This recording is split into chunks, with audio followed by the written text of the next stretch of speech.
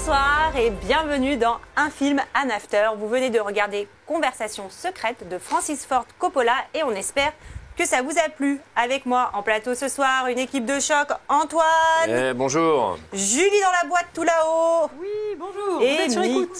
Et oui, et Mickaël. Ouais, attends, je suis sur un gros coup là. Non, c'est Didier qui tire les lâches. Un peu de sérieux, monsieur Mickaël. On fait Elle est l'émission. super ta blague. On salue bien sûr Greg, grand absent ce soir.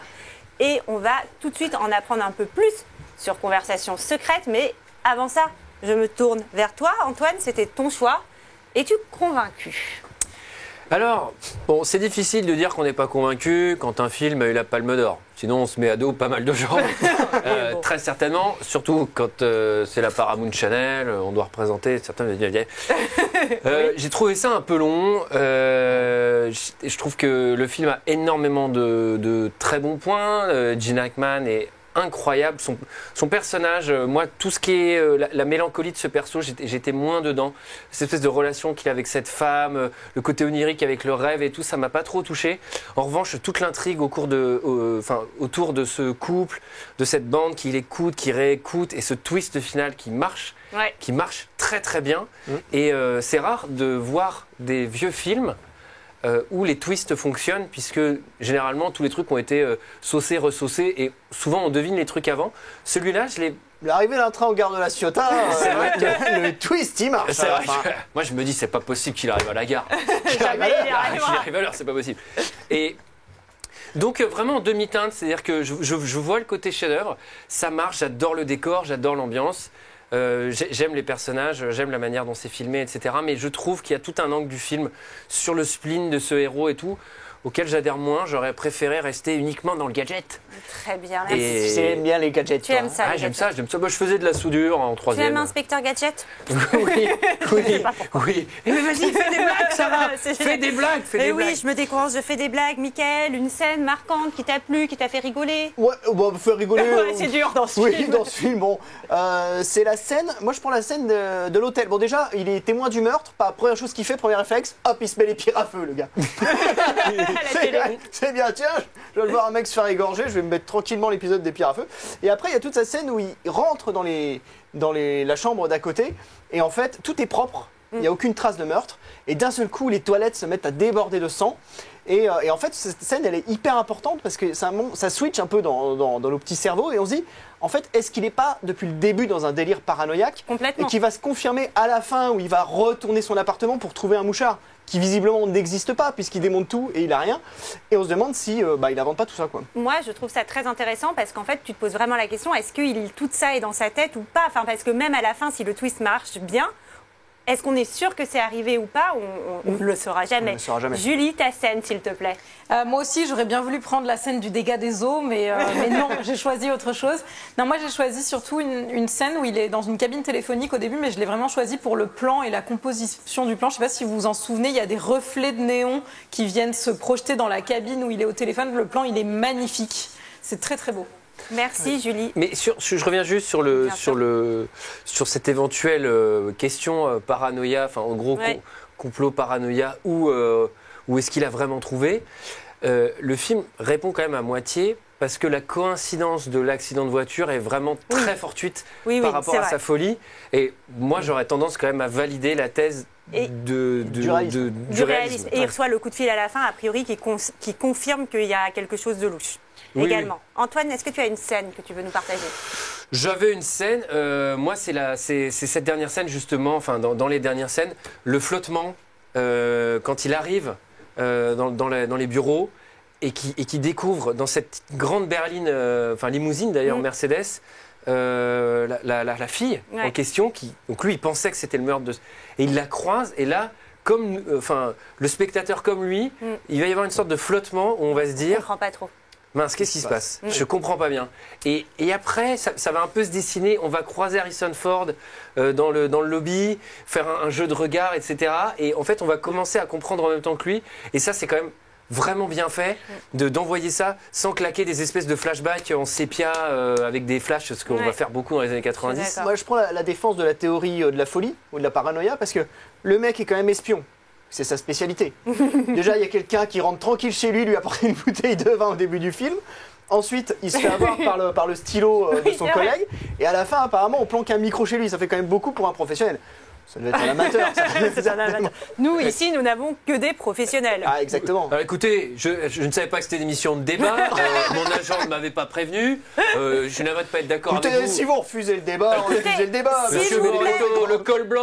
Oh. S'il vous plaît, messieurs, vous êtes hystériques. Je vais reprendre les manettes de cette émission et vous dire ma scène. Alors moi, j'aime beaucoup la scène où il va finir par isoler la phrase. Alors, je sais, moi, je l'ai vu en version originale, mais il nous tuerait s'il le pourrait ou S'il avait une chance. S'il ouais, avait kill une us chance, if you had a voilà. chance, ouais. Exactement. Et donc tout ce Dans la travail VF, sur c'est- le. Je crois sur- qu'il pourrait bien nous tuer. Oh là là. Et c'est marrant parce que enfin, ce film, quand avec notre regard d'aujourd'hui, il y a quelque chose d'un peu. Enfin, ça nous paraît tellement gadget tout ce qu'il a, et en même temps, je trouve ça assez cool de voir comment il travaille ses bandes son. Voilà. Non, c'est hyper intéressant le côté des. Justement, il a 3 enregistrements séparés qu'il va resynchroniser, il va jouer sur les fréquences, Il est bien équipé. etc. Je crois Julie que Julie veut nous parler. Oui, et pour rebondir, j'ai une anecdote sur ce morceau en fait de phrase qui n'a pas été enregistré qu'une fois et tiré et délité. Il a été enregistré bien sûr plusieurs fois à plusieurs vitesses différentes pour travailler le son et la qualité en fait. C'est un petit tips, un petit. Bon. Bon, Merci beaucoup. il est entouré de ce qui à l'époque étaient des petits bijoux de technologie, et j'en ai amené 2 spécimens ici même. Alors, Ouais. pour combien on Avec peut... ça, on écoute tout. Alors, pour hein. combien on peut 350 se... € pièce, c'est ça. Voilà, alors celui-là, je l'ai payé 3200 €, et puis celui-là un peu plus. Évidemment, bah, il est ça a plus l'air- gros. Mais si vous appelez dans le quart d'heure, il Promotion. tombe à 14,90 €. Dépêchez-vous. Moi, je voudrais juste parler d'une scène aussi. Bien parce que sûr. J'en ai une deuxième. Oui, une C'est quelle la, bah, on va scène- faire la que ça. scène d'introduction. La scène Ah bah oui, d'introduction, elle est super. elle est génialissime, elle est magnifique. Ouais. On est sur un plan d'ensemble sur une place à San Francisco, D'accord. et on resserre petit à petit. Et en fait, ce qui est génial tout au long du film, c'est qu'on a l'impression qu'il met presque l'image au service du son, ce qui est en général l'inverse, plutôt au cinéma. Enfin, et cette scène, je la trouve extraordinaire. Il y a Je suis pas mal de d'accord. points de vue dans le film qui sont un peu point de vue caméra de sécurité. Il y a le plan final. Là, on voit, parce qu'il y a une espèce de micro en forme de fusil, c'est-à-dire une sorte de sniper pour aller attraper du son. Bon, on voit clairement il y a une espèce de focal immense sur la place. Là, c'est filmé comme des Ouais, je petits suis pantins d'accord. qui bougent. Et, petite anecdote, il y a un mime sur cette place. Hey, Et ce Et- mime était un mime célèbre à la télévision à l'époque, CBS, etc., qui s'appelle Robert Shields. et il est là ce soir. Non, il est pas là, mais il est encore en vie. Et il faisait un duo d'automates avec une mime, avec qui ils se sont mariés, etc. Enfin, une histoire dingue. Allez voir ça sur Internet. Ah ouais, c'est Robert bien. Shields, c'est dinguissime. C'est vraiment du mime à l'ancienne, à la télé. C'est assez incroyable. Merci beaucoup Antoine. Alors je voulais un peu vous interroger quand même.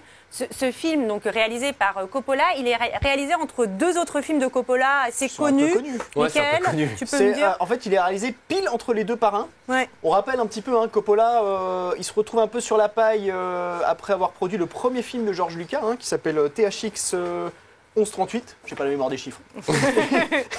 Et du coup, il se retrouve à accepter un film de commande de Paramount, qui est Le Parrain. Eh oui. Donc le Eh. film qui va le lancer Eh oui. énormément. Et ça va tellement être un carton, Le Parrain, que du coup, il va avoir la liberté de réaliser enfin ce film qu'il écrit depuis 1967. Donc Conversation secrète, et qui est beaucoup plus personnel en fait que Le Parrain. Déjà, ça se passe à San Francisco, qui est sa ville. Et donc il va réaliser ce film-là. C'est quand même, enfin, je veux dire, Coppola à cette époque-là, donc il vient de remporter quand même l'Oscar du meilleur scénario avec Le Parrain. Il fait Conversation secrète, qui est complètement différent. Bim, Ouais, Palme d'Or. L'année Parrain suivante, 2. il sort Le Parrain 2. Conversation secrète et Le Parrain 2 sont nommés Nominés aux Oscars. aux Aux Oscars Oscars. tous les deux. Ouais. Et il remporte l'Oscar du meilleur film avec Le Parrain 2. Et puis quelques années après, en 79, repalme d'or avec Apocalypse Now. Julie, est-ce que tu veux nous dire quelques mots? Je voulais vous parler de la réaction de Gene Hackman à la lecture du scénario, qui était vraiment très très très emballé par ce film, qui avait très envie de le faire et qui du coup a appris à maîtriser les gadgets, mais pas que. Il a également appris à jouer du saxophone, figurez-vous, et c'est lui qui joue dans les scènes. Et quand même, c'est balèze, hein. Autant dire qu'il a appris à maîtriser le matériel, mais il n'avait pas assez de temps pour maîtriser celui-là. Non, mais ça, personne ne peut. C'est Non, des mais professionnels. Effectivement, Antoine. il y a tout un rapport, on parle de saxophone, il y a tout un rapport au son dans ce film, évidemment.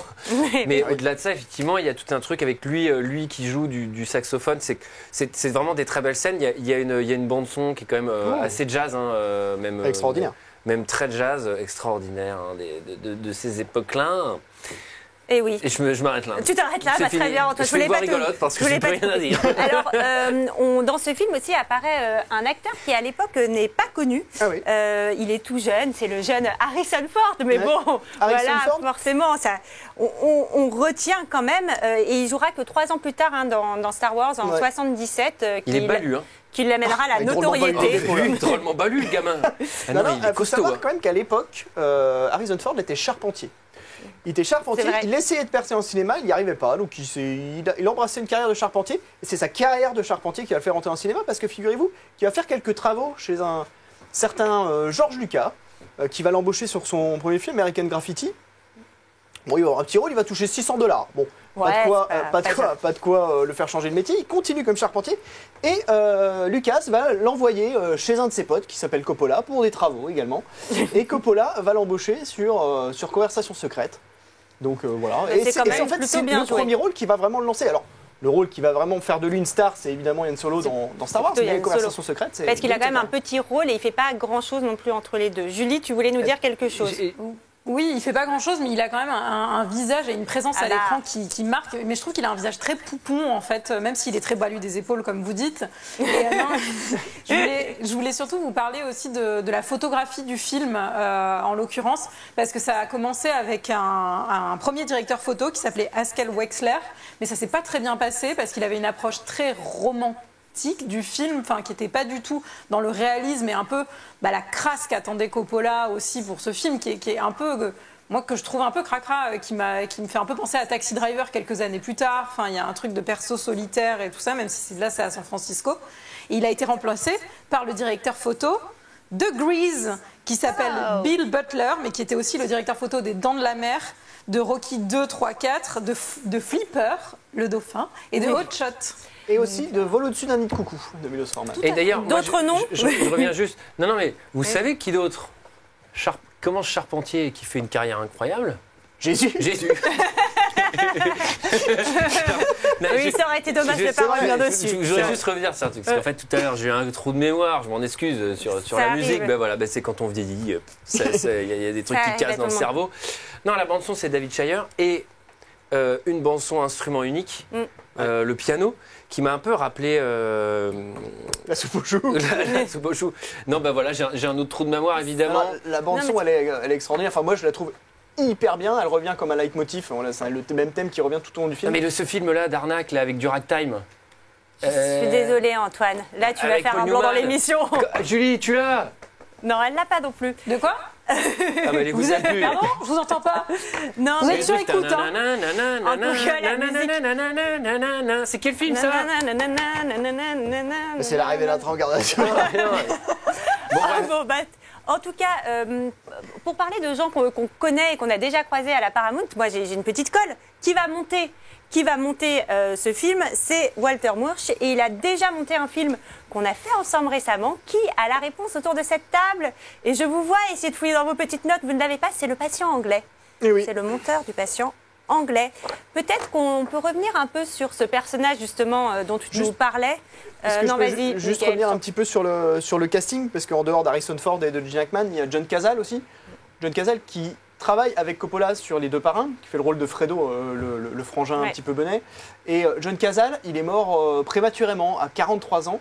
Mais le mec avait juste un CV. Bon, il a Les Deux Parrains, Conversation secrète, et il est mort juste après Voyage au bout de l'enfer.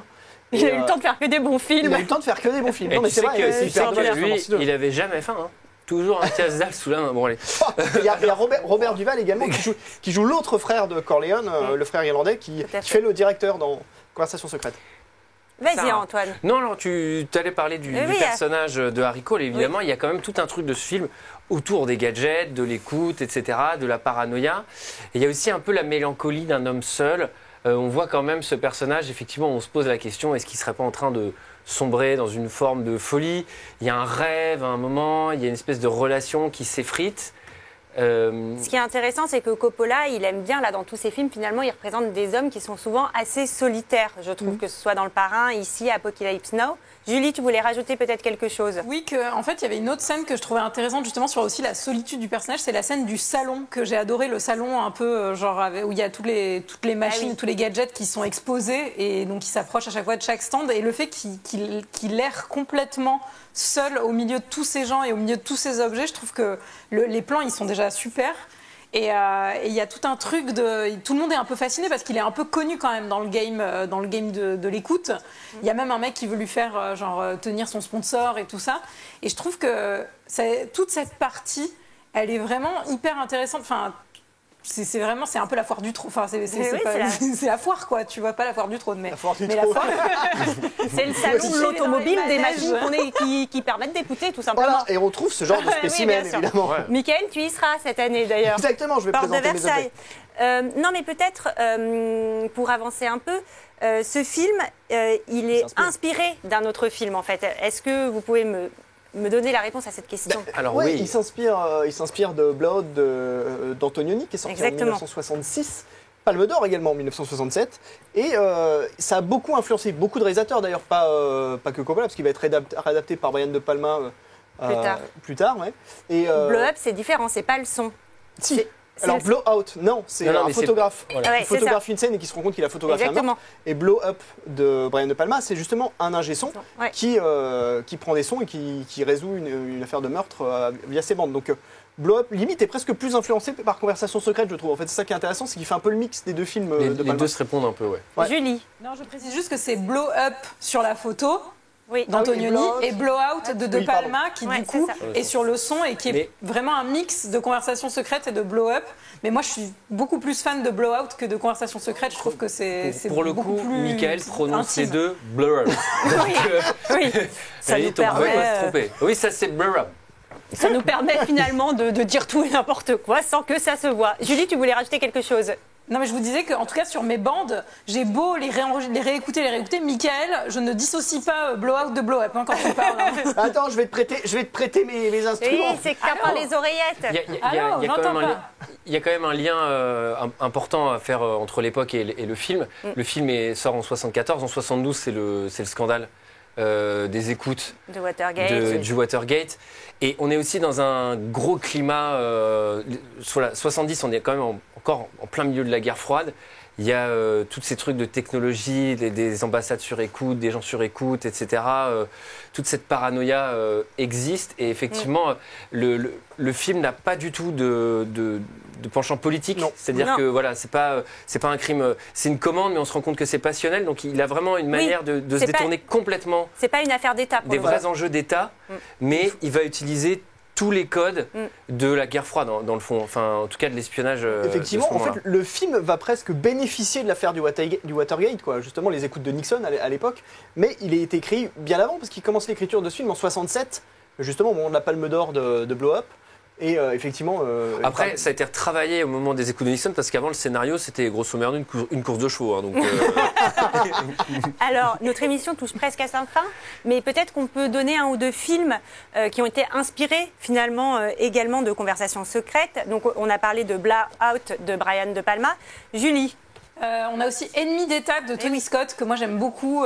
Pour le coup, on retrouve Gene Hackman d'ailleurs dans un autre rôle, mais je le trouve très intéressant et très ancré dans son époque aussi. Et là, pour le coup, c'est intéressant parce que c'est une histoire où il y a une loi qui doit être votée de sécurité nationale pour mieux pouvoir surveiller et écouter les gens. Et il va y avoir le meurtre, je crois, d'un député qui est contre cette loi. Et finalement, le meurtre va être découvert grâce à des caméras de surveillance. Donc, c'est à voir. Antoine. moi, c'est La vie des autres. Ah oui, j'adore La vie des Das Leben autres. der anderen. Alors celui-là, faut le regarder, de Ah ouais, Florian c'est Henkel génial. von Donnersmarck. C'est exactement comme ça qu'on dit. de Donnersmarck. Donc pour le coup là, c'est 100% guerre froide, c'est du Berlin-Est communiste. Donc il y a un agent de la Stasi qui met sur écoute un couple et pour dénoncer une éventuelle traîtrise. Et le film va vachement loin. Et pour le coup, ça part d'un truc très guerre froide, donc très politique, pour aller sur un truc d'amour là où vraiment Beaucoup. Conversation secrète Oui, pas balaye du tout. tout sur un truc amoureux dès le début. Et ouais, au-delà de ça, un truc au-delà de l'amour, c'est même de la relation personnelle qui va s'installer en fait Ouais, ouais. entre celui qui écoute C'est un et film ceux très qui riche, hein, l'écoutent. vraiment c'est c'est Moi très, très j'adore bien, ce ouais. film. Moi, je conseille le film L'Entonnoir. Non, je conseillerais évidemment l'excellente série The Wire, produite Ah oui. par HBO, de David Simons, sur effectivement le trafic de drogue à Baltimore.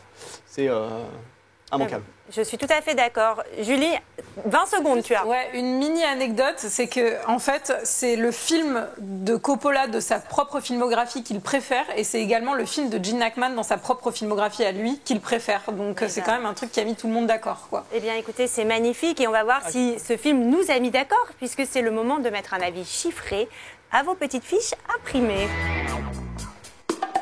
La partie notation The Notation Party. La partie notation, je rappelle les règles. Une note de 0 à 5, virgule non acceptée. Elles n'ont pas été imprimées. Antoine, tu as mis combien à Conversation secrète? Eh bien, figurez-vous que j'ai mis la note de 3. Très bien. Tu veux nous dire pourquoi ou... Eh bien oui, je vais vous dire pourquoi. Parce que c'est un bon film, c'est un très bon film, mais je me suis un peu fait chier. Voilà, Oui. c'est tout. Eh oui. Et non, mais voilà, je me rends compte qu'il y a aussi une profondeur qui m'a peut-être échappé à ce premier visionnage et tout. Donc je le reverrai peut-être un jour. Mais ça reste quand même une autre époque. Il faut être habitué à ces temporalités-là. Enfin voilà, c'est quand même un tempo assez lent. Et, voilà, et avec nos téléphones, nos Twitter, nos machins, on n'est plus habitué. Ouais, on n'a plus l'habitude de tout ça. Alors. Julie, Et ben moi, je suis tout à fait habituée au rythme de ce genre de film, et je suis aussi beaucoup mieux payée que vous, donc forcément. Et ben j'ai mis 4. Voilà, Et voilà. 4, parce que non, en vrai, je trouve que rien que pour la composition des plans, la façon dont c'est mis en scène, la scène d'ouverture avec une géographie que tu comprends complètement de cette place, le son et tout, ça, je trouve ça fameux. Je comprends pourquoi ils ont mis la palme. eh ben merci Julie. Michael, même si je suis pas sûre vraiment que... Je t'entends très bien, de prendre au sérieux ce que tu vas nous dire, mais Je vas-y. t'entends très bien. Eh ben, figure-toi que moi, j'ai mis, comme Julie, la note de 4. Parce que figure-toi que, alors j'ai pas vu l'intégralité de la filmographie de Coppola, parce qu'il y a quand même pas mal à voir, mais je trouve que c'est son film le plus Hitchcockien. Je trouve qu'il y a un suspense qui est assez génial. Moi, ça me plaît beaucoup. Et effectivement, comme disait Julie, une mise en scène qui est incroyable et qui est au service justement du son. Il y a vraiment une alchimie entre le son, la bande, le leitmotiv de la pellicule avec les mêmes dialogues qui revient tout au long du film. Il y a un côté fenêtre sur cour aussi, le côté voyeuriste et tout. Et enfin, voilà, j'adore. Toi aussi, tu comprends pourquoi ils ont mis la palme, comme Julie. Et Bah oui. oui. Et Alors. moi, j'ai mis 4 également. Je rejoins le club des 4.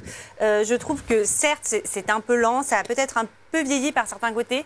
Je trouve que quand même, Gene Hackman est excellent. La scène où il se fait un peu humilier, où il lui fout le stylo et il est sur écoute. Enfin, je trouve que son visage, à la fois, arrivait à être aussi sobre et à exprimer autant. Enfin, je trouve que c'est très impressionnant.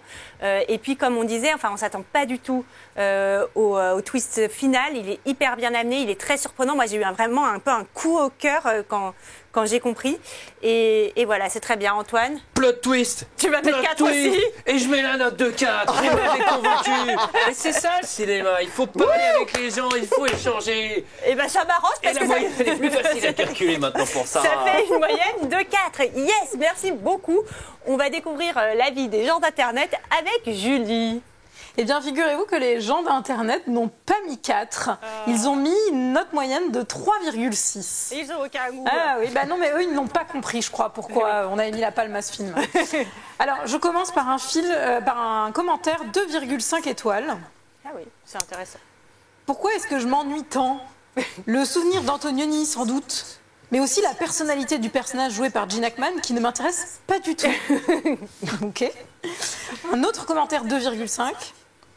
À la fin du film, c'est un 0 pointé qui jaillit spontanément de l'ennui monumental et incomparable qu'il inflige.